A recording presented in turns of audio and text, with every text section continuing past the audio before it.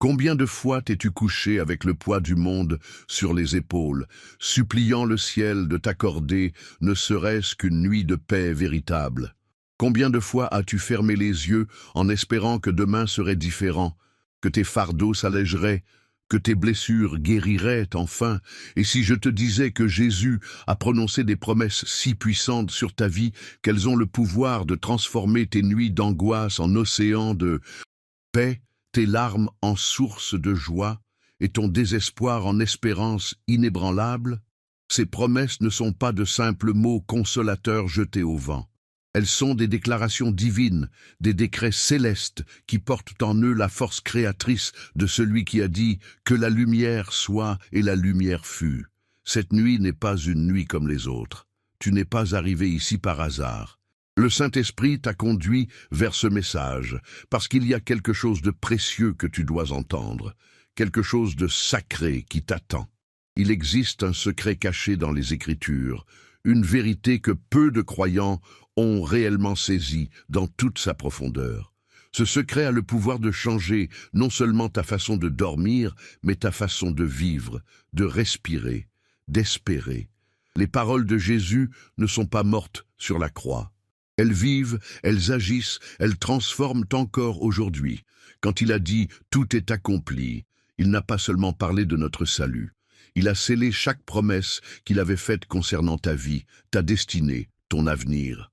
Ces promesses sont comme des graines divines plantées dans le jardin de ton âme, attendant le bon moment pour germer et porter du fruit. Mais voici ce qui est tragique. La plupart des enfants de Dieu dorment sans connaître les promesses qui leur appartiennent. Ils ferment les yeux en portant des fardeaux que Jésus a déjà pris sur lui. Ils s'endorment dans la peur alors qu'ils ont droit à sa paix parfaite. Ils rêvent de défaite alors qu'il leur a déjà donné la victoire. Réfléchis un instant à cette vérité bouleversante. Chaque promesse que Jésus a prononcée porte son ADN divin. Quand il parle, l'univers lui obéit. Quand il déclare quelque chose sur ta vie, cette déclaration devient une réalité spirituelle qui attend sa manifestation physique. Ces promesses ne connaissent ni le temps ni l'espace. Elles transcendent tes circonstances actuelles pour toucher ton éternité. Il y a un mystère profond dans les promesses de Jésus. Elles ne sont pas conditionnelles à ta perfection, mais à sa fidélité. Elles ne dépendent pas de ta force, mais de sa grâce. Elles ne sont pas liées à tes mérites, mais à son amour inconditionnel. C'est pourquoi elles sont si puissantes. Elles reposent sur celui qui ne change jamais, qui ne ment jamais, qui ne faillit jamais. Ce soir, nous allons explorer ensemble 15 promesses extraordinaires que Jésus a faites sur ta vie. 15 déclarations divines qui vont résonner dans ton esprit, ton cœur et ton âme. 15 vérités qui ont le pouvoir de reconfigurer ta réalité spirituelle et de t'ouvrir des portes que tu croyais fermées à jamais. Tu vas découvrir comment ces promesses agissent comme des clés célestes qui déverrouillent les bénédictions que Dieu a préparées pour toi depuis la fondation du monde. Tu vas comprendre pourquoi certaines batailles que tu mènes depuis des années peuvent se terminer cette nuit même, simplement parce que tu vas enfin saisir ce qui t'appartient en Christ. Mais attention, ce message n'est pas pour les cœurs tièdes ou les esprits distraits. Il s'adresse à ceux qui ont soif de vérité, à ceux qui sont fatigués de tourner en rond, à ceux qui veulent vraiment expérimenter la puissance transformatrice de la parole de Dieu. Si tu cherches du divertissement religieux, tu es au mauvais endroit. Mais si tu cherches une rencontre authentique avec les promesses vivantes du Christ, alors prépare ton cœur. Il y a quelque chose de particulier dans l'avant-dernière promesse que nous étudierons ce soir. Cette promesse pourrait bien être la clé qui déverrouille une bénédiction que tu attends depuis longtemps. Ne pars pas avant de l'avoir entendue. Quelque chose me dit que c'est exactement ce dont ton âme a besoin en ce moment. Avant de commencer ce voyage spirituel, je veux que tu fasses quelque chose de prophétique. Écris dans les commentaires cette phrase « Paix en Christ ». Ce ne sont pas que des mots, c'est un acte de foi, une déclaration spirituelle, un engagement de ton cœur à recevoir ce que Dieu veut te donner cette nuit. Quand tu écris « Paix en Christ », tu proclames ta disponibilité à recevoir ses promesses. Tu déclares que tu ne te contentes plus de survivre, mais que tu veux prospérer dans sa volonté. Tu affirmes que cette nuit marque un tournant dans ta relation avec lui. Et si tu n'as pas encore aimé cette vidéo, fais-le maintenant. Non pas pour moi, mais parce que ton simple clic peut faire en sorte que ce message atteigne quelqu'un qui pleure en ce moment même, quelqu'un qui a perdu espoir, quelqu'un qui ne sait plus vers qui se tourner. Ton « j'aime » devient un acte missionnaire, un geste d'amour qui peut sauver une âme en détresse. Je te félicite déjà pour être ici. Pendant que d'autres se perdent dans les distractions de ce monde, toi tu as choisi de chercher la face de Dieu. Pendant que d'autres nourrissent leur chair, toi, tu nourris ton esprit. Tu fais partie d'une communauté particulière, d'une famille spirituelle, qui ne se contente pas de croire, mais qui veut expérimenter la puissance de Dieu. Beaucoup utilisent ces enseignements comme leur pain quotidien spirituel, surtout ceux qui n'ont pas d'église près de chez eux, ou qui traversent des saisons difficiles où ils ont besoin d'être nourris différemment. En étant ici, tu fais partie de cette communion invisible mais réelle des saints qui cherchent Dieu avec sincérité. Sache que les promesses de Jésus sur ta vie ne sont pas des suggestions ou des possibilités. Ce sont des certitudes divines gravées dans l'éternité. Quand il promet, il accomplit. Quand il déclare, il réalise. Quand il s'engage, il tient parole. Sa fidélité est plus stable que les montagnes, plus durable que les océans, plus certaine que le lever du soleil. Alors prépare-toi, ouvre grand ton cœur, libère ton esprit de toute distraction, car dans les prochaines minutes, tu vas entendre des vérités qui ont le pouvoir de révolutionner ta vie. Tu vas découvrir qui tu es vraiment aux yeux de Dieu, ce qu'il pense de toi, ce qu'il a préparé pour ton avenir. L'étude commence maintenant. Que ton âme soit attentive et que ton esprit soit réceptif aux merveilles que le Seigneur s'apprête à te révéler. Les promesses de Jésus pour ta guérison intérieure. Il y a des blessures qui ne se voient pas, des cicatrices gravées dans l'âme, invisibles à l'œil nu, mais douloureusement réelles pour celui qui les porte. Tu connais cette douleur, n'est-ce pas? Cette sensation d'être brisé de l'intérieur, comme si quelque chose d'essentiel en toi s'était cassé et ne pouvait plus jamais être réparé. Peut-être que cette blessure vient de l'enfance, de paroles cruelles qui résonnent encore dans ton cœur des années plus tard. Peut-être qu'elle vient d'une trahison, d'un abandon, d'une promesse brisée par quelqu'un en qui tu avais confiance. Ou peut-être qu'elle vient de tes propres erreurs, de ces choix que tu regrettes et qui te hantent chaque nuit.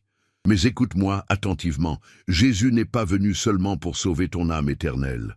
Il est venu pour guérir tes blessures intérieures, pour restaurer ce qui a été brisé, pour faire du neuf avec les débris de ton cœur. Dans Ésaïe 61:1, il déclare avec autorité « L'Esprit du Seigneur est sur moi, parce qu'il m'a oint pour guérir ceux qui ont le cœur brisé. » Cette promesse n'est pas métaphorique. Elle est littérale, puissante, transformatrice. Quand Jésus dit qu'il guérit les cœurs brisés, il parle de ta douleur spécifique, de ta blessure particulière, de ce mal-être qui t'accompagne depuis si longtemps que tu as fini par croire qu'il faisait partie de toi. La guérison intérieure que Jésus offre ne ressemble à aucune thérapie humaine. Elle va au-delà de la compréhension psychologique pour toucher les racines spirituelles de tes blessures. Elle ne se contente pas de panser les plaies, elle les transforme en source de force. Elle ne cache pas les cicatrices, elle les fait briller comme des témoignages de sa grâce. Il y a quelque chose de mystérieux dans la façon dont Jésus procède pour guérir l'intérieur de l'homme. Il ne force jamais. Il attend que tu viennes à lui avec tes blessures, que tu lui fasses confiance assez pour lui montrer ce que tu caches aux autres. Il attend que tu acceptes d'être vulnérable devant lui, que tu reconnaisses que tu as besoin de son toucher divin. Beaucoup de chrétiens portent leurs blessures comme des badges d'honneur, pensant que souffrir en silence les rend plus spirituels. Mais Jésus ne t'a jamais demandé de porter seul le poids de tes douleurs passées. Il t'a invité à venir à lui, à déposer tes fardeaux à ses pieds, à lui permettre de transformer ton histoire de victime en témoignage de vainqueur. La guérison intérieure commence par une révélation. Tu n'es pas défini par ce qui t'est arrivé, mais par ce que Jésus a fait pour toi. Tu n'es pas la somme de tes traumatismes, tu es le fruit de sa rédemption. Tu n'es pas condamné à répéter les schémas destructeurs du passé, tu es appelé à marcher dans la liberté qu'il t'a acquise. Quand Jésus touche une blessure intérieure, il ne se contente pas de la guérir, il la rachète. Il prend cette expérience douloureuse et la transforme en instrument de compassion pour d'autres. Il fait de ta cicatrice une porte d'entrée dans le cœur de ceux qui souffrent comme tu as souffert. C'est pourquoi tant de grands serviteurs de Dieu ont des histoires marquées par la souffrance. Non pas que Dieu prenne plaisir à voir ses enfants souffrir, mais parce qu'il sait transformer la douleur en profondeur, la blessure en sagesse, l'épreuve en témoignage. Ta guérison intérieure ne dépend pas de ta capacité à pardonner parfaitement, à oublier complètement, ou à faire semblant que rien ne s'est passé. Elle dépend de ta volonté à laisser Jésus accéder aux parties les plus sombres de ton cœur, à ces endroits où tu n'as jamais laissé personne entrer. Il connaît déjà tous tes secrets, toutes tes hontes, toutes tes peurs. Il sait exactement où ça fait mal et pourquoi. Il n'attend pas que tu sois guéri pour t'aimer, il t'aime assez pour te guérir. Sa promesse de guérison pour ton cœur brisé n'est pas conditionnelle à ta perfection, elle est basée sur sa compassion infinie. Cette nuit, si tu sens le poids de blessures anciennes, si tu portes encore la douleur de ce qui t'est arrivé, je t'invite à faire un acte de foi profond. Tends tes mains vers le ciel et dis-lui « Jésus, je te donne mes blessures. Je te permets d'entrer là où j'ai mal. Guéris ce qui est brisé en moi. » Il ne t'attend pas à ce que tout change d'un coup. La guérison intérieure est souvent un processus, un voyage plutôt qu'un événement ponctuel. Mais elle commence toujours par cette décision de faire confiance à celui qui a promis de guérir les cœurs brisés. Pour témoigner de ta foi en cette promesse de guérison, écris dans les commentaires « Jésus guérit mon cœur brisé ». Cette déclaration n'est pas qu'une phrase, c'est une proclamation de foi qui ouvre la porte à l'intervention divine dans ta vie. Si cette promesse résonne dans ton cœur, n'hésite pas à aimer cette vidéo. En le faisant, tu permets à d'autres cœurs brisés de découvrir qu'il existe une espérance de guérison véritable en Jésus-Christ. La promesse de Jésus concernant ton identité en lui. Dans un monde obsédé par l'apparence, la performance et la reconnaissance, il existe une crise d'identité silencieuse qui ravage le cœur de millions de personnes. Tu la ressens peut-être toi aussi, cette incertitude profonde sur qui tu es vraiment, cette quête permanente d'approbation, cette peur constante de ne pas être à la hauteur. La société t'a conditionné à chercher ton identité dans ce que tu fais, ce que tu possèdes, ce que les autres pensent de toi. Tu cours après des étiquettes, professionnel accompli, parent parfait, chrétien exemplaire, ami fidèle. Mais au fond de toi, quand tout s'arrête et que tu te retrouves face à toi-même, qui es-tu vraiment? Jésus a une réponse à cette question fondamentale. Dans Jean 1,12, il déclare une vérité révolutionnaire. Mais à tous ceux qui l'ont reçue, à ceux qui croient en son nom, elle a donné le pouvoir de devenir enfants de Dieu. Enfants de Dieu. Pas serviteur, pas sujet, pas créature quelconque. Enfant. Avec tous les droits, privilèges et l'amour inconditionnel que ce titre implique. Cette identité que Jésus te donne n'est pas basée sur tes accomplissements. Tu n'as pas gagné le droit d'être son enfant par tes bonnes œuvres ou ta perfection morale. Cette identité est un cadeau, une adoption divine qui transforme radicalement qui tu es aux yeux de Dieu et qui tu peux être au tien. Comprends-tu la profondeur de cette révélation? Le Créateur de l'univers, celui devant qui les anges se prosternent, celui qui tient les étoiles dans ses mains, t'appelle son enfant. Tu portes son ADN spirituel. Tu as accès à son trône de grâce. Tu hérites de toutes ses richesses célestes. Mais l'ennemi de ton âme travaille sans relâche pour te faire oublier cette vérité. Il te bombarde de mensonges sur ton identité. Tu n'es pas assez bien, tu as trop échoué. Tu es indigne d'amour, tu ne changeras jamais. Ces mensonges deviennent des forteresses dans ta pensée, des prisons mentales qui t'empêchent de marcher dans la liberté de qui tu es en Christ. Quand tu commences à vraiment comprendre ton identité d'enfant de Dieu, tout change. Tu ne cherches plus désespérément l'approbation des hommes parce que tu as déjà celle du Père. Tu ne te définis plus par tes erreurs passées parce que tu es une nouvelle création. Tu ne te compares plus aux autres parce que tu comprends que ta valeur ne dépend pas de ta performance. Cette identité en Christ n'est pas théorique. Elle a des implications pratiques concrètes pour ta vie quotidienne. Quand tu te lèves le matin, tu peux te regarder dans le miroir et déclarer « Je suis l'enfant bien-aimé du Dieu Tout-Puissant ». Quand tu fais face aux défis de la journée, tu peux puiser dans les ressources infinies de ton Père céleste. L'identité que Jésus te donne est éternelle et inébranlable. Les circonstances peuvent changer, les gens peuvent te décevoir, tes forces peuvent faillir, mais ton statut d'enfant de Dieu demeure constant.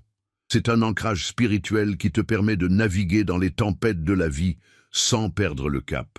Il y a quelque chose de libérateur dans le fait de ne plus avoir à prouver sa valeur. Quand tu sais qui tu es en Christ, tu peux servir par amour plutôt que par obligation, donner par générosité plutôt que par culpabilité, aimer par reconnaissance plutôt que par manipulation. Cette identité transforme aussi ta façon de voir les autres. Quand tu comprends que tu es aimé inconditionnellement, tu peux aimer les autres sans attendre de retour. Quand tu réalises que tu es pardonné complètement, tu peux pardonner à ceux qui t'ont blessé. Ton identité sécurisée en Christ devient une source de grâce pour ton entourage. Beaucoup de chrétiens connaissent intellectuellement cette vérité, mais ne l'ont jamais vraiment intégrée dans leur cœur. Ils continuent à vivre comme des orphelins spirituels alors qu'ils ont été adoptés dans la famille royale de Dieu. Ils mendient l'amour alors qu'ils nagent déjà dans un océan d'amour divin. Cette nuit, Jésus veut ancrer profondément dans ton cœur la réalité de ton identité en lui. Il veut que tu arrêtes de te voir à travers le prisme déformant de tes échecs et que tu commences à te voir à travers ses yeux pleins d'amour. Il veut que tu portes ta tête haute, non par orgueil, mais par reconnaissance de ce qu'il a fait de toi. Ton identité en Christ n'enlève pas ta personnalité unique ou tes dons spécifiques. Au contraire, elle les magnifie. Quand tu sais qui tu es en lui, tu peux devenir pleinement qui il t'a créé pour être. Tu n'as plus besoin de copier les autres ou de te conformer aux attentes du monde. Si tu veux proclamer ta foi en cette vérité fondamentale, écris dans les commentaires « Je suis enfant de Dieu en Jésus-Christ ». Cette déclaration affirme non seulement ta foi, mais elle programme aussi ton esprit à accepter cette identité divine. N'hésite pas à aimer cette vidéo pour permettre à d'autres personnes en quête d'identité de découvrir qui elles sont vraiment aux yeux de leur Créateur. La promesse de Jésus concernant ta provision divine. Tu sais ce que c'est que de regarder ton compte en banque, avec angoisse, n'est-ce pas? Cette sensation d'oppression dans la poitrine quand les factures s'accumulent et que les ressources semblent s'amenuiser. Tu connais cette peur sourde qui te réveille la nuit, cette inquiétude qui ronge ta paix. Comment vais-je subvenir aux besoins de ma famille? Comment vais-je m'en sortir ce mois-ci? L'argent est devenu l'une des plus grandes sources d'anxiété de notre époque. Il dicte nos choix, influence nos relations, détermine nos possibilités. Beaucoup de chrétiens vivent dans une tension constante entre leur foi en Dieu et leurs préoccupations financières, comme si les deux étaient incompatibles. Mais Jésus a une perspective radicalement différente sur la question de la provision. Dans Matthieu 6, 26, il nous donne une promesse qui défie toute logique économique. Regardez les oiseaux du ciel, ils ne sèment ni ne moissonnent, et ils n'amassent rien dans des greniers, et votre Père céleste les nourrit. Ne valez-vous pas beaucoup plus qu'eux? Cette promesse n'est pas un encouragement à la paresse ou à l'irresponsabilité. C'est une invitation à comprendre le système économique du royaume de Dieu qui fonctionne selon des principes totalement différents de ceux du monde. Dans l'économie divine, la provision ne dépend pas de tes capacités, mais de sa fidélité. Le problème, c'est que nous avons été conditionnés à croire que notre sécurité financière dépend uniquement de nos efforts, notre intelligence, notre travail acharné. Bien sûr, Dieu nous demande d'être diligents et responsables, mais il ne veut pas que nous portions seuls le poids de notre provision. Quand Jésus parle des oiseaux du ciel, il révèle un mystère profond. Il existe une dimension spirituelle à la provision matérielle. Dieu n'a pas créé l'univers pour ensuite l'abandonner à ses propres ressources.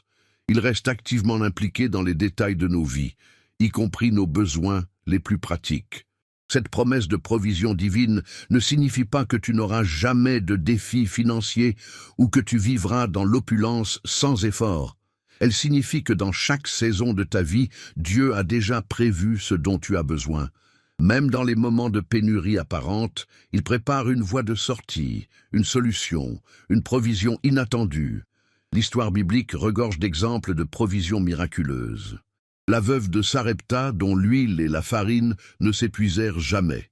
Les Israélites nourris par la manne dans le désert pendant 40 ans. La multiplication des pains et des poissons. Ces récits ne sont pas de simples anecdotes historiques. Ils révèlent le caractère de Dieu en tant que pourvoyeur fidèle. Mais pour expérimenter cette provision divine, tu dois apprendre à faire confiance au système de Dieu plutôt qu'à tes propres stratégies. Cela implique de chercher d'abord son royaume et sa justice, comme Jésus l'enseigne dans Matthieu 6, 33. Cherchez premièrement le royaume et la justice de Dieu, et toutes ces choses vous seront données par-dessus. Ce principe révolutionnaire place les priorités spirituelles avant les préoccupations matérielles. Non pas en ignorant tes responsabilités pratiques, mais en reconnaissant que quand ton cœur est aligné sur les valeurs du royaume, Dieu prend la responsabilité de pourvoir à tes besoins. La générosité joue un rôle central dans l'économie divine. Jésus enseigne que il y a plus de bonheur à donner qu'à recevoir.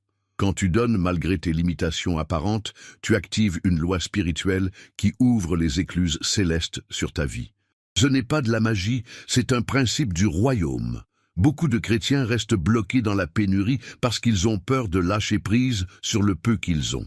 Ils serrent les poings sur leurs ressources, craignant que s'ils donnent, ils n'auront plus rien. Mais Dieu honore ceux qui lui font confiance assez pour donner même dans le besoin. La provision divine ne se limite pas à l'argent. Elle inclut les opportunités inattendues, les portes qui s'ouvrent, les relations qui se créent, les idées créatives qui émergent. Parfois, Dieu pourvoit à tes besoins de manière si surprenante que tu ne peux que reconnaître sa main. Il arrive que la provision tarde à venir selon notre calendrier humain. Dans ces moments, la tentation est grande de prendre les choses en main, de forcer les situations, de compromettre nos valeurs pour obtenir ce dont nous avons besoin. Mais Dieu veut nous apprendre la patience et la dépendance totale envers lui. Ta relation avec l'argent révèle beaucoup sur ta relation avec Dieu. Si tu vis dans l'anxiété constante concernant tes finances, cela peut indiquer que tu n'as pas encore pleinement saisi la profondeur de son amour et de sa fidélité envers toi. Il veut être ton pourvoyeur, pas seulement ton sauveur. Cette nuit, si les soucis financiers t'empêchent de dormir, si tu portes le poids de besoins non satisfaits, Jésus t'invite à déposer ses fardeaux à ses pieds. Il connaît tes besoins avant même que tu les exprimes. Il a déjà prévu la solution à ta situation. La foi en la provision divine ne t'exempte pas de travailler ou de gérer sagement tes ressources, mais elle te libère de l'angoisse et de l'inquiétude qui accompagnent souvent les questions d'argent. Tu peux travailler avec paix, sachant que ton Père céleste complète ce que tes efforts ne peuvent accomplir seuls. Pour déclarer ta foi en cette promesse de provision, écris dans les commentaires « Dieu pourvoit à tous mes besoins ». Cette affirmation ouvre ton cœur à recevoir de nouvelles manières ce que le Seigneur a préparé pour toi.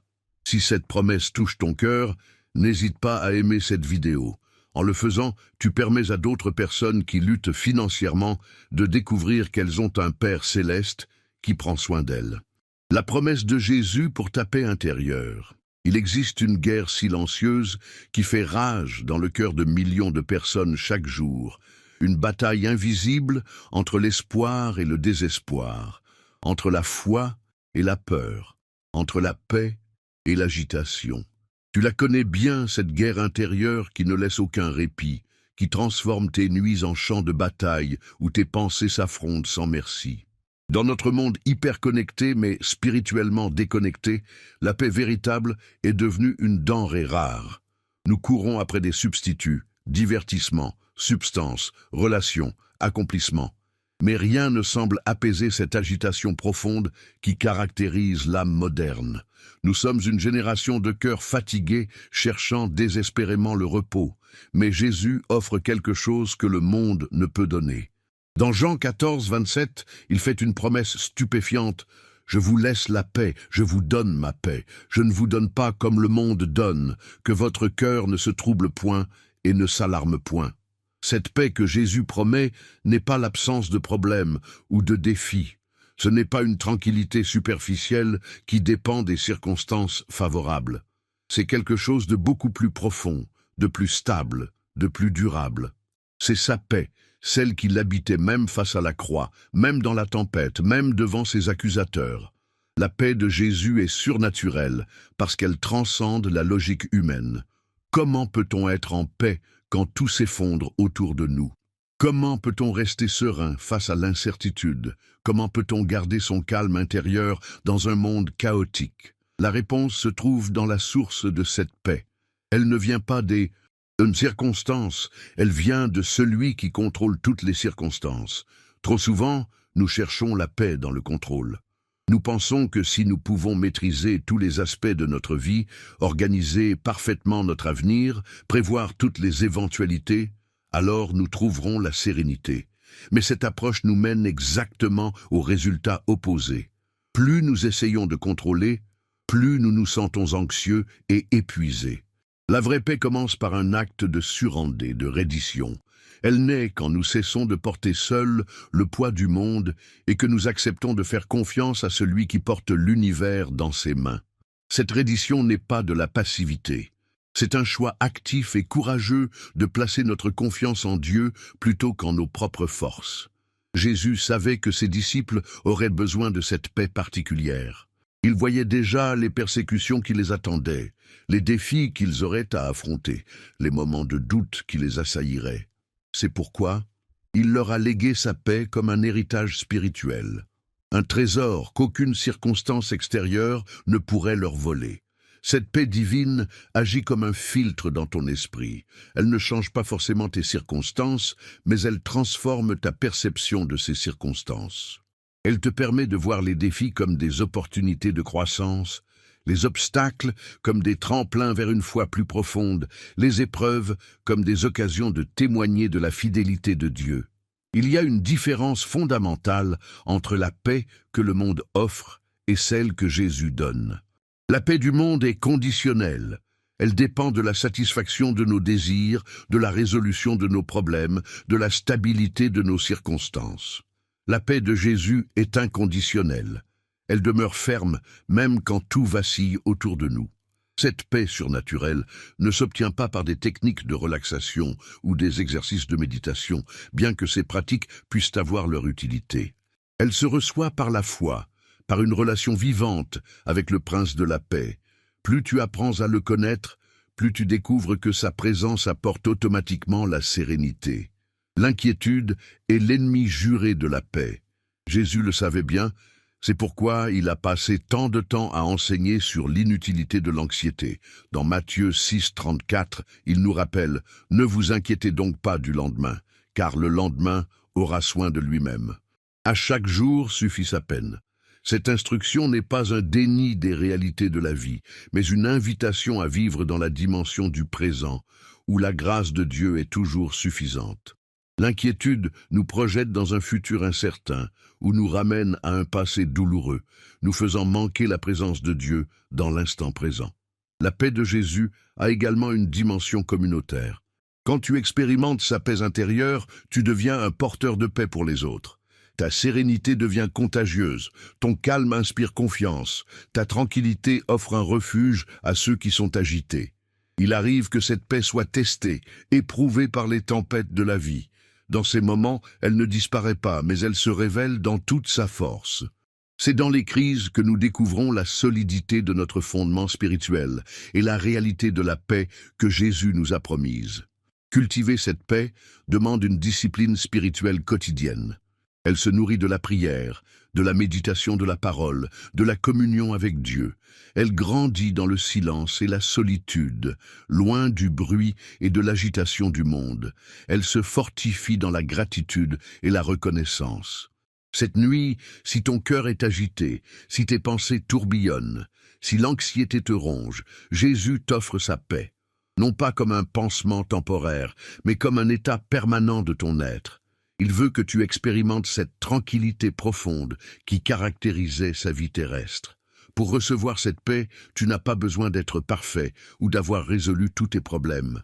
Tu as simplement besoin de l'inviter à régner dans ton cœur, de lui donner accès aux zones d'agitation de ton âme, de lui permettre d'être ton prince de la paix. Pour témoigner de ta foi en cette promesse, écris dans les commentaires « Jésus me donne sa paix parfaite ». Cette déclaration ouvre la porte à l'intervention divine dans tes émotions et tes pensées. Si cette promesse résonne en toi, n'hésite pas à aimer cette vidéo pour permettre à d'autres âmes tourmentées de découvrir qu'il existe une paix qui surpasse toute intelligence. La promesse de Jésus pour tes relations brisées. Combien de larmes as-tu versées pour une relation qui s'est brisée? Combien de nuits as-tu passé à revivre ces moments où quelqu'un que tu aimais profondément t'a tourné le dos, t'a trahi, ou simplement s'est éloigné sans explication? Il y a peu de douleur comparable à celle de voir mourir une relation qui comptait pour toi.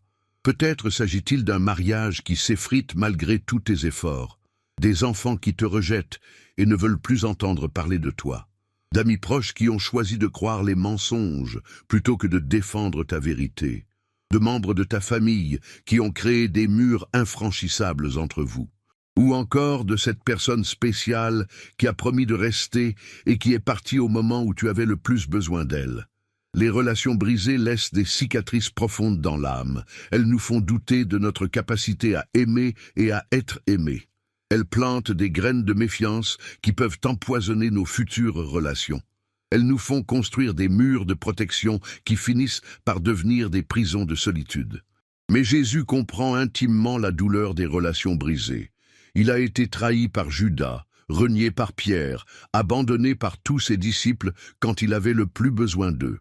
Il a pleuré sur Jérusalem, qui a rejeté son amour. Il connaît le goût amer de l'ingratitude et de l'abandon. C'est pourquoi sa promesse concernant tes relations brisées porte le poids de son expérience personnelle. Dans Ésaïe 61:3, il promet de donner un diadème au lieu de la cendre, une huile de joie au lieu du deuil, un vêtement de louange au lieu d'un esprit abattu. Cette promesse s'applique directement à tes relations brisées. Dieu ne laisse jamais les cendres de tes relations détruites sans y faire pousser quelque chose de beau. La restauration des relations est l'une des spécialités divines. Non pas qu'il force les gens à revenir vers toi contre leur volonté, mais il a le pouvoir de transformer les cœurs, d'ouvrir les yeux aveuglés par l'orgueil, de ramollir ce qui était endurci par l'amertume. Il peut créer des ponts là où il semblait n'y avoir que des gouffres infranchissables. Parfois, cette restauration prend la forme d'une réconciliation miraculeuse. Des époux séparés qui se retrouvent plus amoureux qu'avant. Des enfants prodigues qui reviennent à la maison avec des cœurs brisés et repentants. Des amis brouillés qui découvrent que leur lien était plus fort que leurs différends. Ces réconciliations portent toujours la marque de l'intervention divine. D'autres fois, la restauration ne concerne pas l'autre personne mais toi. Jésus guérit ton cœur brisé. Il restaure ta capacité d'aimer. Il te redonne confiance en l'humanité. Il te libère de l'amertume qui t'empoisonnait et te rend capable de nouvelles relations saines. Cette guérison intérieure est souvent plus précieuse que la réconciliation elle-même. Il y a des cas où la relation ne peut pas être restaurée parce que l'autre personne n'est plus là physiquement ou a choisi définitivement de s'éloigner. Dans ces situations, Jésus promet de combler le vide laissé par des relations encore plus riches et plus profondes. Il peut envoyer de nouvelles personnes qui comprennent ton cœur, qui apprécient ta valeur, qui marchent fidèlement à tes côtés. La clé pour voir se manifester cette promesse de restauration réside souvent dans le pardon. Non pas le pardon que tu accordes pour faire plaisir à Dieu ou pour paraître spirituel, mais le pardon authentique qui libère ton cœur de la prison de la rancune. Ce pardon ne justifie pas les actions de l'autre, mais il te libère de porter leur poids. Jésus enseigne que le pardon ouvre les écluses de la grâce dans nos vies. Quand tu pardonnes sincèrement, tu permets à Dieu d'intervenir dans la situation d'une manière qui était bloquée par ton amertume. Le pardon ne garantit pas la réconciliation, mais il garantit ta libération intérieure. Il faut aussi comprendre que toutes les relations ne méritent pas d'être restaurées. Certaines étaient toxiques, destructrices ou basées sur de fausses fondations.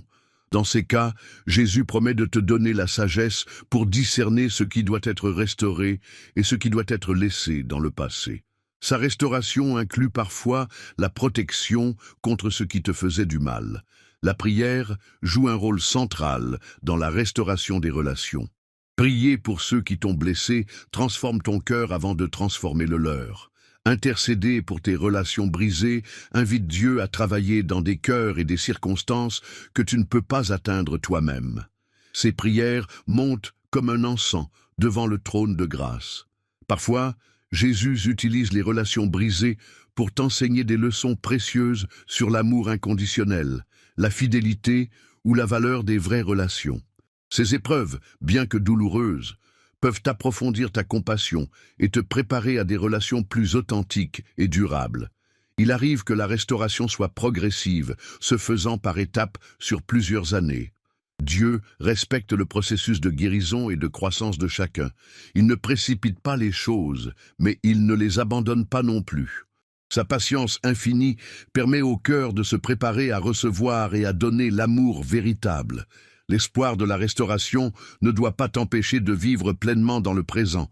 Attendre indéfiniment qu'une relation se répare peut devenir une prison émotionnelle.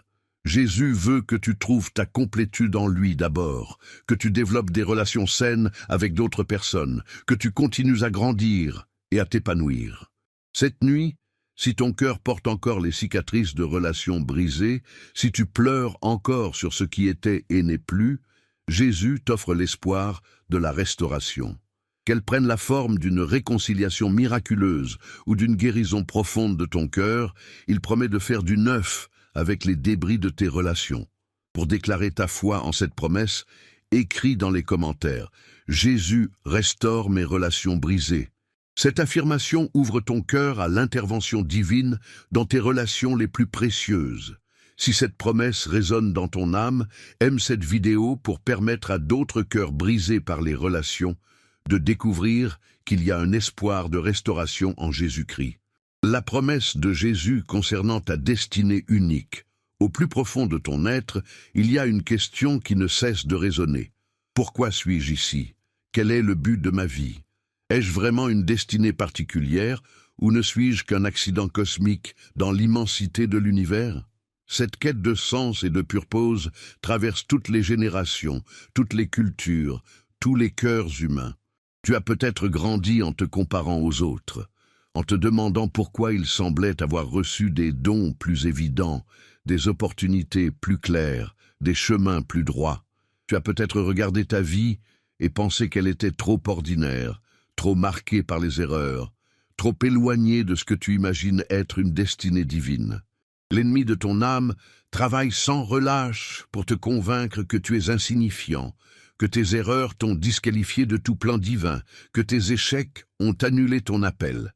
Il te chuchote que les autres ont une destinée, mais pas toi, que Dieu utilise les autres, mais t'a oublié, que tu es arrivé trop tard ou que tu es trop abîmé pour servir à quelque chose d'important. Mais ces mensonges s'effritent devant la vérité révolutionnaire de Jérémie 1,5. Avant que je t'eusse formé dans le ventre de ta mère, je te connaissais, et avant que tu fusses sorti de son sein, je t'avais consacré. Cette promesse pulvérise toute notion d'accident ou d'insignifiance. Tu n'es pas un hasard, tu es un plan divin. Ta destinée ne dépend pas de tes qualifications humaines, mais de l'appel de celui qui t'a créé. Elle n'est pas conditionnelle à ta perfection, mais enracinée dans sa souveraineté. Avant même que tu prennes ton premier souffle, avant que tu commettes ta première erreur, avant que tu doutes de ta valeur, Dieu avait déjà tracé un chemin unique pour ta vie. Cette destinée n'est pas une vague idée spirituelle, c'est un plan précis, détaillé, personnalisé pour toi seul. Personne d'autre ne peut accomplir exactement ce que Dieu t'a appelé à faire. Tes expériences uniques, tes dons particuliers, même tes cicatrices et tes luttes, tout concourt à te préparer pour cette mission que lui seul connaît parfaitement. Beaucoup de chrétiens cherchent leur destinée dans les grandes choses, les ministères visibles, les plateformes publiques, mais Dieu mesure la grandeur différemment. Ta destinée peut se manifester dans l'influence que tu exerces sur tes enfants, dans la compassion que tu montres à un collègue en détresse, dans la façon dont tu reflètes Christ dans ton quartier. Il n'y a pas de destinée de second rang dans le royaume de Dieu. Chaque appel est sacré, chaque mission est importante, chaque vie a une valeur éternelle. Le problème n'est jamais l'insignifiance de ta destinée, mais souvent ton incapacité à la reconnaître ou à l'embrasser pleinement. Ta destinée se révèle rarement d'un coup dans sa totalité. Elle se dévoile généralement étape par étape, saison par saison, comme un puzzle dont les pièces s'assemblent progressivement. Chaque expérience, chaque rencontre, chaque épreuve ajoute une pièce au tableau que Dieu peint de ta vie. Les détours ne détruisent pas ta destinée, ils la façonnent. Les erreurs ne l'annulent pas, elles l'enrichissent. Les retards ne la compromettent pas, ils la préparent. Joseph a découvert que ses années d'esclavage et de prison étaient en réalité la préparation divine pour sauver une nation entière de la famine. Parfois, tu peux avoir l'impression que ta destinée tarde à se manifester, que tu vieillis sans avoir accompli ce pourquoi tu sens que tu es né. Dans ces moments, rappelle-toi que Dieu n'est jamais en retard. Moïse avait 80 ans quand il a commencé sa véritable mission. Abraham avait 100 ans quand la promesse s'est accomplie. Ta destinée n'est pas en compétition avec celle des autres, elle est complémentaire. Le corps de Christ a besoin de chaque membre pour fonctionner parfaitement. Ton rôle, même s'il te semble petit ou caché, est indispensable à l'accomplissement du plan global de Dieu pour l'humanité. Les obstacles que tu rencontres ne sont pas des signes que tu n'es pas dans ta destinée. Au contraire, ils peuvent être la preuve que tu es exactement où Dieu veut que tu sois. L'ennemi ne combat que ce qui menace son royaume. Si tu rencontres de la résistance, c'est peut-être parce que ta destinée représente un danger pour les forces des ténèbres. Ta destinée inclut souvent la rédemption de tes douleurs passées. Dieu a le génie de transformer tes blessures en outils de guérison pour d'autres. Tes échecs en témoignages de restauration, tes cicatrices en source de compassion. Ce qui devait te détruire devient l'instrument de ta mission. La découverte de ta destinée commence par l'intimité avec celui qui l'a conçue. Plus tu apprends à connaître le cœur de Dieu, plus tu comprends le tien. Plus tu passes de temps en sa présence, plus il révèle les plans qu'il a pour toi. Cette révélation vient rarement dans le bruit, mais dans le silence de la communion. Il arrive que ta destinée demande des sacrifices, des renoncements, des choix difficiles. Elle peut t'appeler à sortir de ta zone de confort, à abandonner certaines sécurités humaines, à faire confiance à Dieu pour des choses que tu ne comprends pas encore. Ces sacrifices ne sont jamais vains. Ils sont des investissements dans l'éternité. Ta destinée a une dimension éternelle qui dépasse ta vie terrestre. Elle influence des générations futures. Elle laisse un héritage spirituel. Elle contribue à l'avancement du royaume de Dieu d'une manière que tu ne mesureras pleinement que dans l'éternité. Tes actions d'aujourd'hui résonnent dans l'éternité. Cette nuit, si tu te questionnes sur ta valeur, si tu doutes de ton appel, si tu te demandes si ta vie a vraiment un sens, Jésus te rappelle que ta destinée est gravée dans les cieux. Elle ne dépend pas de tes sentiments du moment, mais de ses plans éternels pour ta vie. Pour affirmer ta foi en cette destinée unique, écris dans les commentaires « Dieu a un plan parfait pour ma vie ». Cette déclaration aligne ton cœur avec ses intentions divines pour ton avenir. Si cette vérité touche ton âme, n'hésite pas à aimer cette vidéo. En le faisant, tu permets à d'autres personnes en quête de sens de découvrir qu'elles ont une destinée unique et précieuse aux yeux de leur Créateur. La promesse de Jésus concernant ton héritage céleste. Il y a des trésors qui ne se voient pas avec les yeux de la chair. Des richesses qui ne se comptent pas en billets de banque ou en biens matériels. Des héritages qui transcendent le temps et l'espace pour toucher l'éternité même. Et toi, enfant de Dieu, tu possèdes le plus grand héritage qui ait jamais été légué dans l'histoire de l'univers. Peut-être as-tu grandi dans une famille où l'héritage était source de disputes, de jalousie, de divisions. Peut-être as-tu vu des frères et sœurs se déchirer pour quelques biens terrestres, oubliant l'amour au profit de l'avoir. Ou peut-être n'as-tu rien reçu en héritage terrestre, te sentant démuni face à ceux qui semblaient avoir tout reçu sur un plateau d'argent. Mais dans Éphésiens 1, 11, Paul révèle une vérité qui bouleverse toute logique humaine concernant l'héritage. En lui, nous sommes aussi devenus héritiers, ayant été prédestinés, suivant le plan de celui qui opère toutes choses, d'après le conseil de sa volonté. Tu n'es pas seulement sauvé en Christ, tu es héritier. Tu ne reçois pas seulement le pardon, tu hérites du royaume. Cet héritage céleste ne dépend pas de ta naissance terrestre, de ton statut social, de tes accomplissements personnels. Il ne peut être contesté par aucun tribunal humain, volé par aucun escroc, diminué par aucune crise économique.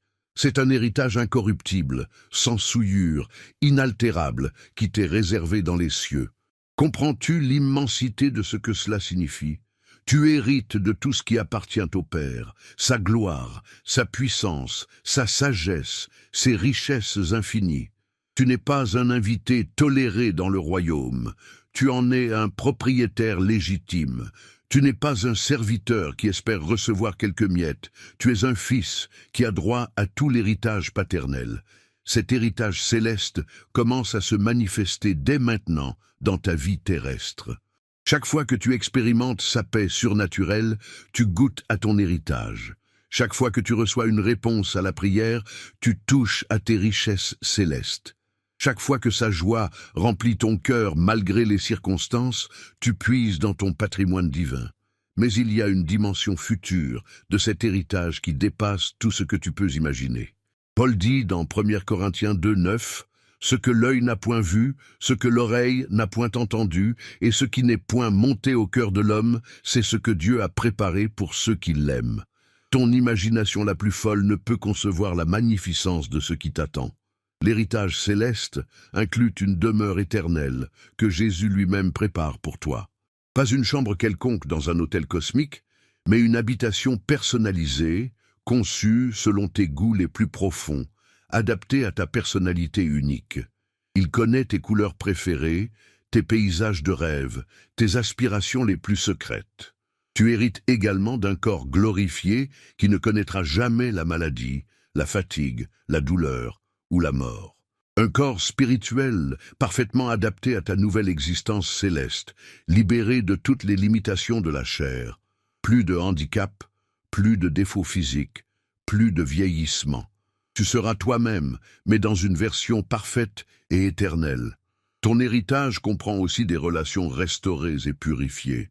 Tu retrouveras tous ceux que tu as aimés et qui sont partis avant toi, mais dans une communion parfaite, sans malentendu, sans blessure, sans séparation. Les liens familiaux terrestres seront transcendés par une fraternité spirituelle éternelle où l'amour divin circulera parfaitement entre tous. Il y a dans cet héritage une connaissance parfaite qui répondra à toutes tes questions existentielles. Tu comprendras enfin le pourquoi de tes épreuves, le sens de tes souffrances, la logique des détours divins dans ta vie. Cette révélation ne t'accablera pas, mais te remplira d'admiration pour la sagesse et l'amour de Dieu. Ton héritage céleste inclut également une participation active au règne éternel de Christ. Tu ne seras pas un spectateur passif de la gloire divine, mais un collaborateur actif dans l'administration du royaume. Tes talents, tes passions, tes dons trouveront leur expression parfaite dans des responsabilités éternelles qui te combleront totalement. L'adoration éternelle fait partie intégrante de cet héritage. Non pas une liturgie ennuyeuse et répétitive, mais une expression spontanée et créative de ton amour pour Dieu. Tu découvriras des dimensions de louange que tu n'as jamais imaginées, des façons de glorifier Dieu qui correspondent parfaitement à qui tu es. Cet héritage est garanti par le Saint-Esprit lui-même, qui est le gage de notre héritage, selon Éphésiens 1, 14. Sa présence en toi est déjà un acompte sur les richesses célestes qui t'attendent. Chaque manifestation de sa puissance dans ta vie est un avant-goût de ton héritage éternel. Beaucoup de chrétiens vivent comme des mendiants spirituels alors qu'ils sont héritiers du royaume. Ils quémandent les bénédictions de Dieu alors qu'elles leur appartiennent déjà en Christ. Ils doutent de leur valeur alors qu'ils portent en eux la richesse de l'héritage divin. Cette conscience de ton héritage céleste devrait transformer ta façon de vivre sur terre. Tu n'es plus un voyageur sans destination, tu es un prince en mission diplomatique. Tu n'es plus un orphelin abandonné, tu es un héritier qui connaît sa destinée. Cette perspective éternelle donne un sens nouveau à tes épreuves temporaires. L'ennemi de ton âme travaille sans relâche pour te faire oublier ton héritage. Il te bombarde d'images de réussite terrestre pour détourner ton regard des richesses célestes. Il te fait courir après des trésors corruptibles pour que tu négliges ton patrimoine éternel. Il veut que tu vives comme un pauvre alors que tu es riche en Christ. Ton héritage céleste ne peut être mérité par tes œuvres, mais il peut être gaspillé par ton indifférence. Comme le fils prodigue qui a dilapidé son héritage dans la débauche, tu peux passer à côté des richesses spirituelles qui t'appartiennent en Christ par négligence ou rébellion. La gestion de cet héritage commence maintenant. Comment tu utilises les dons qu'il t'a confiés, la façon dont tu investis ton temps et tes talents, l'usage que tu fais des ressources qu'il met à ta disposition, tout cela détermine l'ampleur de ton héritage éternel. Cette nuit, si tu as vécu comme un orphelin spirituel, si tu as douté de ta valeur aux yeux de Dieu, si tu as cru que les autres avaient reçu plus que toi, Jésus veut te rappeler que tu es son héritier. Tout ce qui lui appartient t'appartient aussi. Sa gloire sera ta gloire, sa joie sera ta joie, sa demeure sera ta demeure. Pour proclamer ta foi en cet héritage céleste, écris dans les commentaires « Je suis héritier du royaume de Dieu ». Cette déclaration active ta conscience spirituelle et aligne ton cœur sur tes richesses éternelles.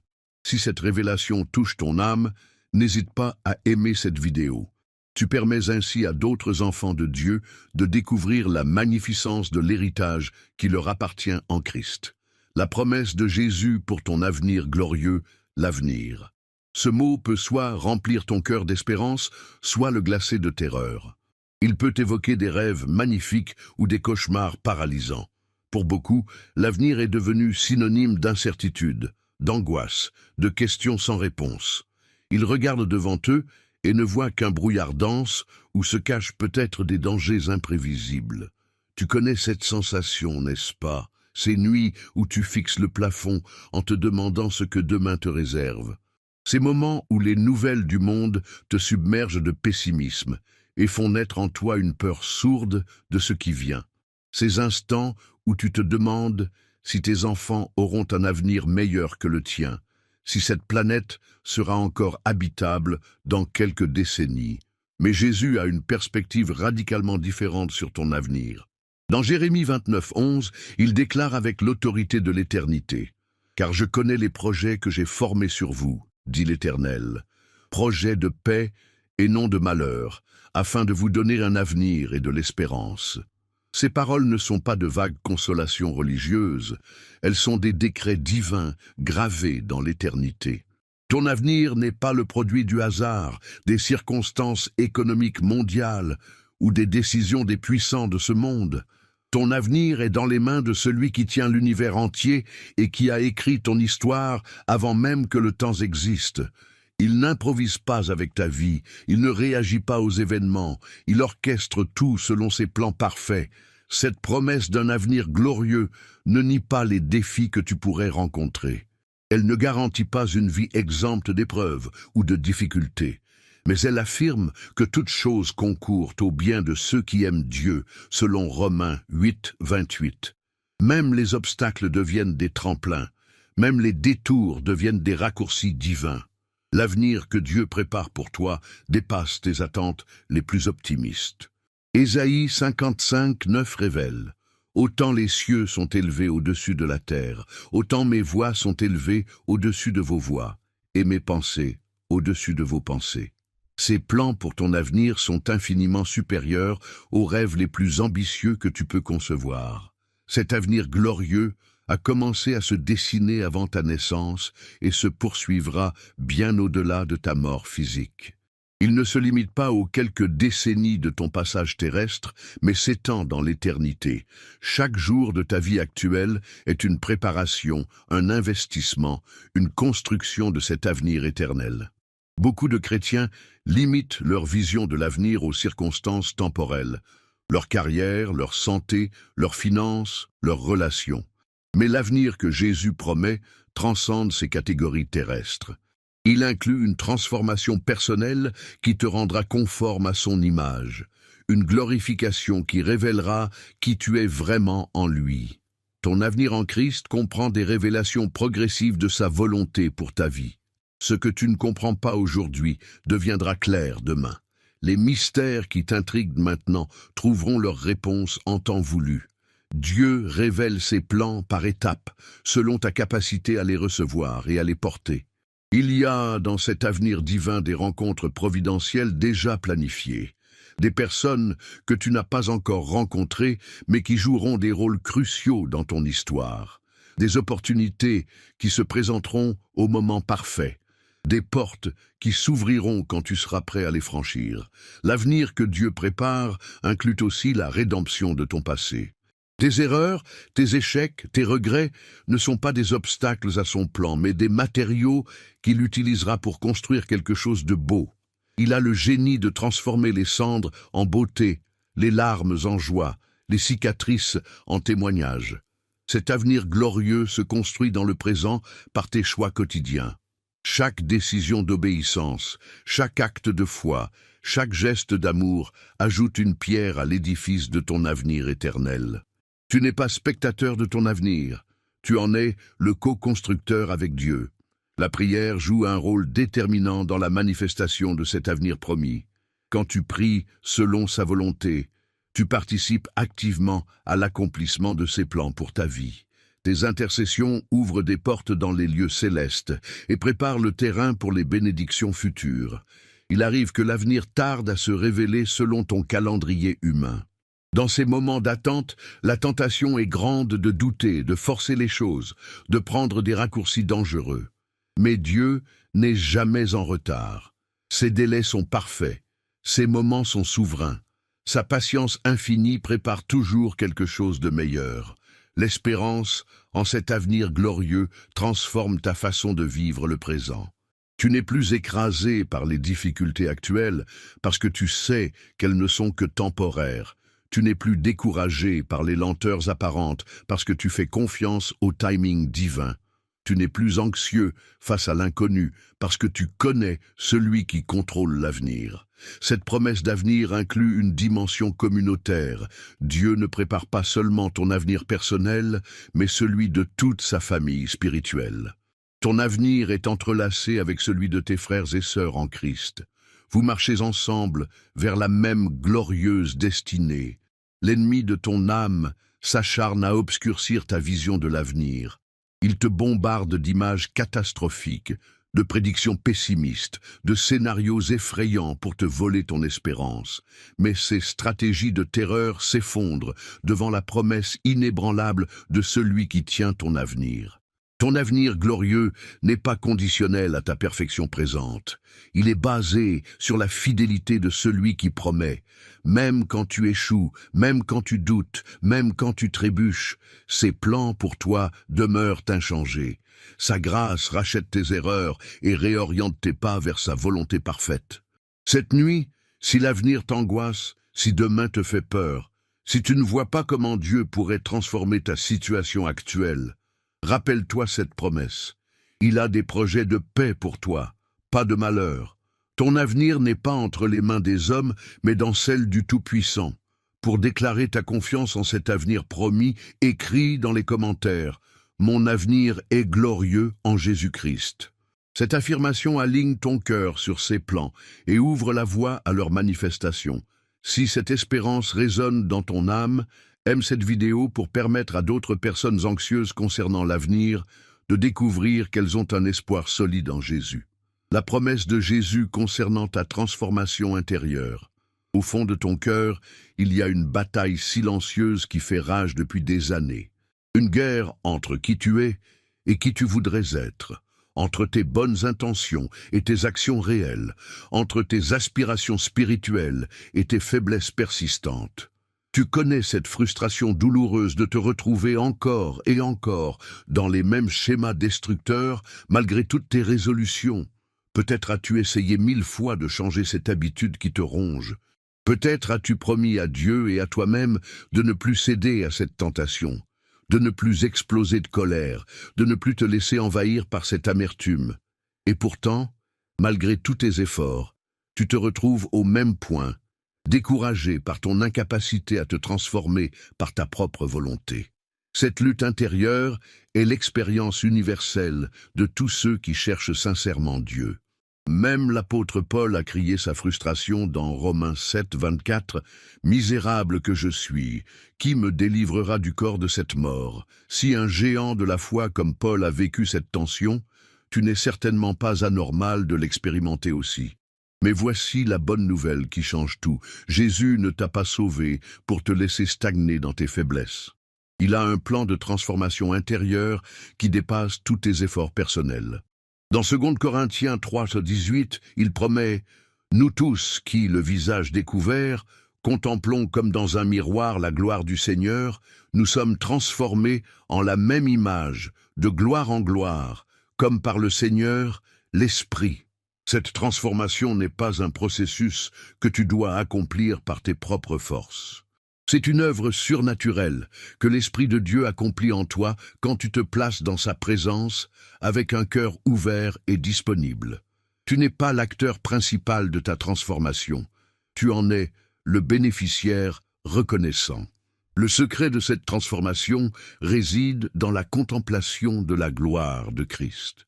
Plus tu passes de temps à le regarder, à méditer, sa parole, à communier avec lui dans la prière, plus tu lui ressembles naturellement. C'est une loi spirituelle aussi certaine que les lois physiques. Nous devenons semblables à ce sur quoi nous fixons notre regard. Cette transformation s'opère de gloire en gloire, c'est-à-dire progressivement, par étapes, selon un processus divin respectueux de ton rythme humain. Dieu ne te change pas d'un coup pour te traumatiser, mais il te transforme graduellement pour que tu puisses intégrer chaque niveau de changement avec stabilité. L'œuvre de transformation touche tous les aspects de ton être, tes pensées, tes émotions, tes désirs, tes réactions, tes habitudes. Elle ne se contente pas de modifier ton comportement extérieur, elle renouvelle ton cœur même, cette source de laquelle jaillissent toutes tes actions, selon Proverbe 4, 23. Contrairement aux méthodes humaines de développement personnel qui s'appuient sur la volonté et l'effort, la transformation divine commence par la révélation. Quand tu découvres qui tu es vraiment en Christ, quand tu réalises l'amour inconditionnel qu'il a pour toi, quelque chose se brise en toi et quelque chose de nouveau naît. Cette transformation n'élimine pas ta personnalité unique pour te transformer en clone spirituel. Au contraire, elle révèle et magnifie qui tu es vraiment, en enlevant tout ce qui déforme ta véritable identité. Tu deviens plus authentiquement toi-même que tu ne l'as jamais été. Le processus de transformation passe souvent par des saisons de brisement, où Dieu permet que certaines choses en toi soient secouées, éprouvées, raffinées. Ces moments difficiles ne sont pas des punitions, mais des interventions chirurgicales divines qui enlèvent ce qui t'empêche d'être libre. L'Esprit Saint utilise diverses méthodes pour opérer cette transformation. La parole de Dieu, qui agit comme un miroir, révélant ce qui doit changer, les circonstances de la vie qui testent et fortifient ton caractère, les relations qui révèlent tes zones d'ombre et t'apprennent l'amour véritable. Parfois, la transformation semble stagner ou même reculer. Dans ces moments, l'ennemi te chuchote que tu ne changeras jamais, que tes efforts sont vains, que tu es condamné à répéter les mêmes erreurs. Mais ces mensonges s'effritent devant la vérité. Celui qui a commencé en toi cette bonne œuvre l'amènera à son accomplissement. Ta coopération avec l'Esprit de Dieu accélère le processus de transformation. Quand tu choisis d'obéir, malgré tes sentiments contraires, quand tu décides de pardonner malgré la blessure, quand tu persévères dans la prière malgré le silence apparent, tu crées des conditions favorables à son œuvre. La transformation intérieure se manifeste d'abord dans les petites choses avant de toucher les grandes. Tu remarques que tu réagis différemment dans certaines situations, que tes pensées prennent une direction plus positive, que tes paroles portent plus de grâce. Ces changements subtils sont les prémices d'une révolution intérieure. Cette œuvre de transformation a une dimension éternelle qui dépasse ta vie terrestre. Chaque victoire remportée sur une faiblesse, chaque pas vers la ressemblance à Christ, chaque moment de croissance spirituelle contribue à façonner qui tu seras dans l'éternité. Les autres commencent à remarquer cette transformation avant toi-même. Ils perçoivent une paix nouvelle dans tes yeux, une douceur inhabituelle dans tes paroles, une stabilité surprenante dans tes réactions. Ce témoignage silencieux de ta transformation devient un évangile vivant pour ton entourage. Il arrive que la transformation révèle des dons et des capacités que tu ne soupçonnais pas posséder.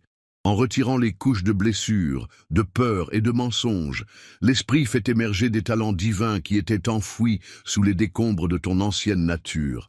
Tu découvres des facettes de toi-même que Dieu avait placées là depuis le commencement, mais qui n'avaient jamais pu s'épanouir. Cette transformation n'est jamais achevée tant que tu es sur cette terre. Elle est un voyage continu, une aventure spirituelle qui se poursuit jusqu'à ton dernier souffle. Chaque jour offre de nouvelles opportunités de croissance, de nouvelles victoires à remporter, de nouveaux territoires à conquérir dans ton âme. L'objectif final de cette transformation n'est pas ta perfection personnelle, mais ta conformité à l'image de Christ. Il ne s'agit pas de devenir la meilleure version de toi-même selon les standards humains, mais de refléter le caractère de Jésus dans chaque aspect de ta personnalité.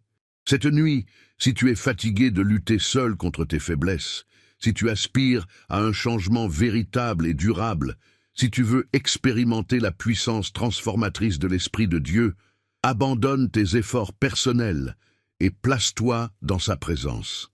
Laisse-le accomplir en toi ce que tu n'as jamais pu réaliser par tes propres forces. Pour témoigner de ta foi en cette transformation promise, écris dans les commentaires « L'Esprit de Dieu me transforme jour après jour ».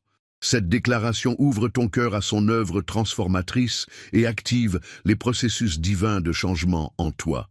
Si cette promesse allume un espoir dans ton âme, n'hésite pas à aimer cette vidéo. Tu permets ainsi à d'autres personnes fatiguées de leurs échecs répétés de découvrir qu'une transformation surnaturelle est possible en Jésus-Christ. La promesse de Jésus pour ta force dans la faiblesse. Il y a des moments dans la vie où tu te sens complètement vidé, épuisé jusqu'à la moelle, comme si toute force t'avait abandonné.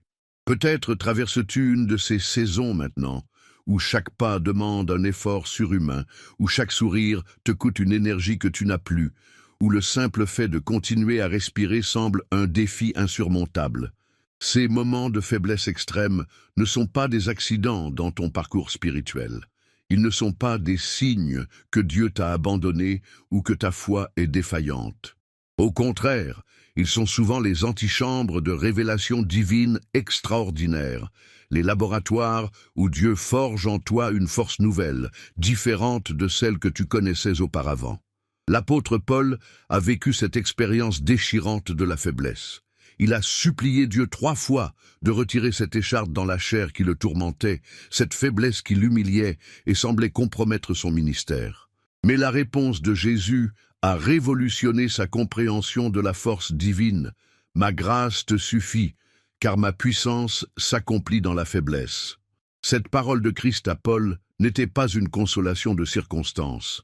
C'était la révélation d'un principe fondamental du royaume de Dieu. Sa force se manifeste avec le plus d'éclat quand nos ressources humaines sont épuisées. Quand tu arrives au bout de toi-même, tu arrives au commencement de lui. Ta faiblesse n'est pas l'ennemi de ta spiritualité, elle en est souvent la porte d'entrée. Quand tu te sens fort et capable, tu as tendance à compter sur tes propres ressources, à gérer ta vie selon ta sagesse humaine. Mais quand la faiblesse te terrasse, elle te force à lever les yeux vers le ciel et à découvrir des dimensions de la grâce divine que tu ignorais. Cette force dans la faiblesse n'est pas une force humaine recyclée ou amplifiée. C'est une puissance d'une nature complètement différente, une énergie divine qui coule à travers ton humanité brisée pour accomplir ce qui était impossible à tes propres forces. Elle ne dépend pas de ton état physique, émotionnel ou mental, mais de ta disponibilité à être un canal de sa gloire. Jésus lui-même a expérimenté cette dynamique divine lors de sa crucifixion. Physiquement épuisé, émotionnellement brisé, spirituellement accablé par le poids du péché du monde, il a trouvé la force d'accomplir l'œuvre de rédemption la plus puissante de l'histoire.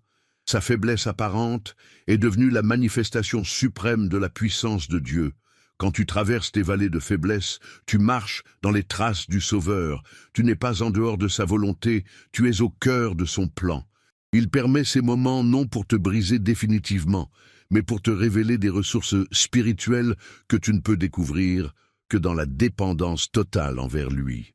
Cette force divine qui se manifeste dans ta faiblesse a plusieurs caractéristiques uniques.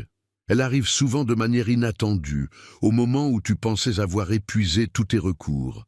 Elle se révèle sous des formes surprenantes. Une paix soudaine dans la tempête, une joie inexpliquée dans la douleur, une espérance tenace malgré les circonstances désespérées. L'orgueil humain déteste cette révélation parce qu'elle pulvérise l'illusion de notre autosuffisance. Nous préférons être forts et indépendants plutôt que faibles et dépendants. Mais Dieu utilise précisément ce que nous considérons comme notre handicap pour manifester sa gloire de la façon la plus éclatante. Paul avait tellement intégré cette vérité qu'il déclara « C'est pourquoi je me glorifie plutôt dans mes faiblesses, afin que la puissance de Christ repose sur moi. » Il avait compris que ces limitations humaines n'étaient pas des obstacles à surmonter, mais des invitations divines à expérimenter une dimension supérieure de la grâce. Cette force dans la faiblesse transforme complètement ta perspective sur les défis de la vie. Tu cesses de voir tes limitations comme des malédictions pour les reconnaître comme des bénédictions déguisées. Tu comprends que Dieu ne t'a pas donné cette épreuve pour te détruire, mais pour révéler en toi des trésors de force divine que tu n'aurais jamais découverts autrement. Il y a quelque chose de profondément libérateur dans l'acceptation de sa faiblesse. Elle te délivre de la pression écrasante de devoir être parfait, de tout contrôler, de ne jamais montrer de vulnérabilité. Elle t'ouvre à l'authenticité, à la communion profonde avec d'autres âmes brisées, à une compassion née de ta propre expérience de la fragilité. Cette promesse de force dans la faiblesse ne signifie pas que tu dois rechercher la souffrance ou cultiver tes limitations. Elle signifie que quand la faiblesse s'impose malgré toi, quand la maladie frappe, quand les circonstances te dépassent, tu peux compter sur une ressource divine qui transcende tes capacités naturelles. L'histoire de l'Église regorge de témoignages de cette force surnaturelle manifestée à travers la faiblesse humaine. Des martyrs qui chantaient dans les arènes, des missionnaires qui transformaient des nations malgré leurs handicaps, des mères qui trouvaient la force d'élever leurs enfants dans des conditions impossibles. Tous puisaient à cette même source divine. Cette force divine ne se manifeste pas seulement dans les grandes épreuves dramatiques. Elle est disponible pour tes fatigues quotidiennes, tes découragements ordinaires, tes moments de lassitude face aux responsabilités de la vie. Chaque jour, tu peux faire l'expérience de cette grâce qui te permet de faire un pas de plus quand tu pensais ne plus pouvoir avancer. Le secret pour accéder à cette force réside dans l'abandon de tes propres efforts et la reconnaissance de ta dépendance totale envers Dieu. Il ne s'agit pas de passivité, mais de repositionnement spirituel. Tu passes du mode « je dois » au mode « il peut », de « c'est à moi » de « ah, c'est lui qui ». Cette nuit, si tu te sens au bout du rouleau, si tes forces t'abandonnent, si tu ne vois pas comment tu pourras affronter demain, rappelle-toi cette promesse extraordinaire. Sa grâce te suffit. Sa puissance s'accomplit parfaitement dans ta faiblesse. Tu n'es pas trop faible pour lui. Tu es exactement dans l'état où il peut le mieux manifester sa gloire à travers toi. Pour témoigner de ta confiance en cette promesse divine, écris dans les commentaires « Sa force se perfectionne dans ma faiblesse ». Cette déclaration ouvre ton cœur à recevoir cette puissance surnaturelle qui transforme la fragilité en force. Si cette révélation touche ton âme fatiguée, n'hésite pas à aimer cette vidéo. Tu permets ainsi à d'autres personnes épuisées de découvrir qu'il existe une source de force inépuisable en Jésus-Christ, même dans leurs moments de plus grande faiblesse. La promesse de Jésus concernant ta sagesse divine. Dans un monde saturé d'informations, mais affamé de vraie sagesse, où les connaissances se multiplient, mais où la compréhension profonde se raréfie, où chacun a un avis sur tout, mais où peu possèdent la sagesse pour naviguer. Dans la complexité de l'existence, Jésus offre quelque chose d'infiniment plus précieux que tous les diplômes et toutes les expertises humaines, sa sagesse divine. Tu as certainement vécu ces moments cruciaux où tu étais face à une décision importante, où plusieurs chemins s'ouvraient devant toi, où les conséquences de ton choix allaient impacter ton avenir et celui de tes proches. Dans ces instants, tu as ressenti ce besoin profond d'une guidance qui dépasse tes capacités d'analyse, d'une lumière qui éclaire au-delà de ce que tes yeux peuvent voir. Peut-être as-tu consulté des experts, demandé conseil à tes proches, pesé le pour et le contre, analysé tous les paramètres rationnels.